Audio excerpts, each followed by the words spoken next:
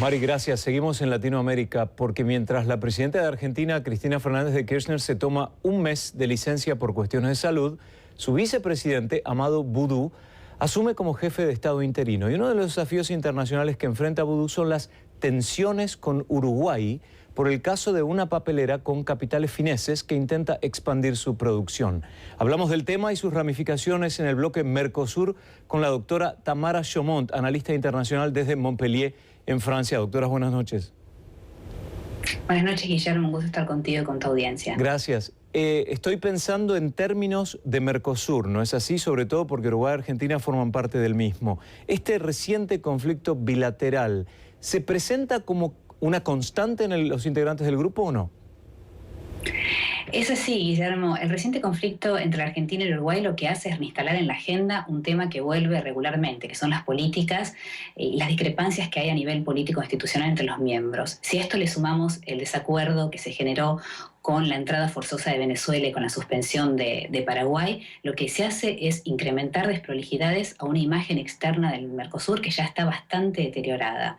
Fíjate que hace unos días hubo un editorial de The Economist sobre esto, que en realidad es bastante dura pero en rigor ilustrativa, y habla del Mercosur como un bloque regional que quedó relegado a ser un talking shop, es decir, un club de conversación de tendencias izquierdistas. Esto habla de una falta de previsibilidad, es decir, contra todo índice de confianza, donde los países han privilegiado una política de confrontación en vez de una salida diplomática, una salida a través de un diálogo.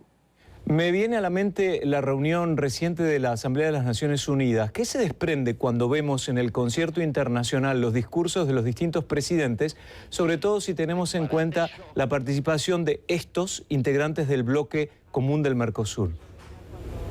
Bueno, de la última Asamblea de Naciones Unidas lo que podemos traer a conclusión es que la realidad, la región de América Latina no es prioritaria en la agenda internacional. Y esto ya desde hace un tiempo, ¿no? Entonces, la política que está estableciendo en el Mercosur, la política exterior, no ayuda justamente a que los países puedan manifestar su voz y que su voz tenga un peso político en la agenda internacional. Ahora, cuando pensamos en la situación, por ejemplo, de Paraguay, suspendida en el Mercosur, y a la vez la integración de Venezuela, que no era un miembro original de este bloque, ¿qué podemos discernir cuando vemos estos movimientos? Bueno, el Mercosur en realidad hoy en día se encuentra atravesando un periodo de varias frustraciones, es decir, frustraciones en diversos sectores de los diferentes países. Además de la metamorfosis originada en el cambio que se produjo por el ingreso de Venezuela, la realidad es que el Mercosur está estancado, Guillermo. Hoy en día hay una pérdida de relevancia. Un pico de performance económica en los primeros 4 o 5 años de funcionamiento, pero en la actualidad ha quedado a la saga de los objetivos que se estableció en el Tratado de Asunción, que fue el tratado fundamental. Hoy en día no funciona como una unión aduanera plena, no avanza la coordinación macroeconómica y sobre todo y fundamentalmente no se cumple con la efectiva libertad de comercio, que fue el objetivo fundamental por el cual el Mercosur nació. Y esto en realidad no favorece ni al Mercosur ni a la región, porque no hay que olvidar que el Mercosur no fue creado únicamente para quedar relegado entre los miembros fundadores, sino justamente para competir en el mundo exterior, es decir, para que los países que tengan acceso como miembros fundadores y como miembros asociados pudieran competir mejor en el mundo. Y esto en la actualidad no se está dando. Doctora, me pongo a pensar el tema de Brasil. Empezamos hablando del conflicto entre Argentina y Uruguay, que ahora enfrenta el vicepresidente reemplazando a la presidenta Kirchner debido a su ausencia médica. Y la interacción con Brasil, es decir, Argentina tiene problemas con Uruguay y a la vez Brasil, que es un jugador muy importante, ha visto últimamente algunas fricciones en cuanto al intercambio comercial con Argentina. Sí, bueno, hay que olvidar que en el 2011 se cumplieron 20 años de funcionamiento del Mercosur. En ese momento se empezó a hablar de la necesidad de un relanzamiento del bloque. Ahora, ¿qué sucede? El relanzamiento está condicionado a los dos socios mayores. ¿Quiénes son? Argentina y Brasil. Es el núcleo del Mercosur. El problema que está aconteciendo entre Argentina y Brasil es que Argentina está cerrándose cada vez más. Es decir, está teniendo toda una política de proteccionismo, lo cual obstaculiza el intercambio comercial. Por el otro lado, Brasil, en su rol de economía emergente y más importante de la región, región tiene en diversos sectores una estrategia, una política autónoma. Es decir, esto no ayuda al futuro comercial del Mercosur porque en definitiva no hay una política que esté encuadrada en el marco de un mercado amplio.